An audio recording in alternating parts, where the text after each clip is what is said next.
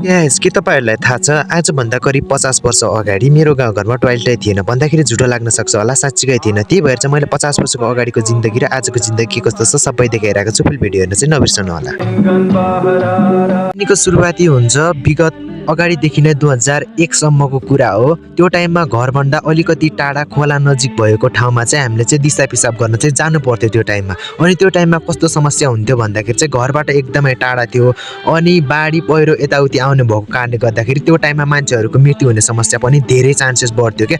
अनि त्यो टाइममा मान्छेहरूको केही पनि शिक्षित थिएन त्यहाँदेखि चाहिँ सुरुवात हुन्छ।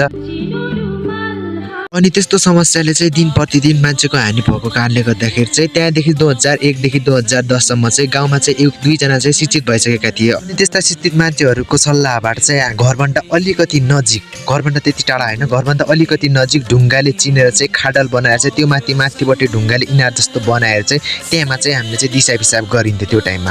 अनि त्यो टाइममा चाहिँ कस्तो हुन्थ्यो भन्दाखेरि चाहिँ वरिपट्टि ढुङ्गा हुन्थ्यो अनि ढुङ्गाको माथिपट्टि चाहिँ यस्तो तरिकाले बसेर चाहिँ दिसा पिसाब गरिन्थ्यो। अनि त्यो टाइममा चाहिँ योभन्दा अलि सरल भइरहेको थियो तर पनि गन्ध चाहिँ टाढा टाढासम्म चाहिँ धेरै आइरहेको थियो। अनि त्यहाँबाट चाहिँ सुरुवात हुन्छ।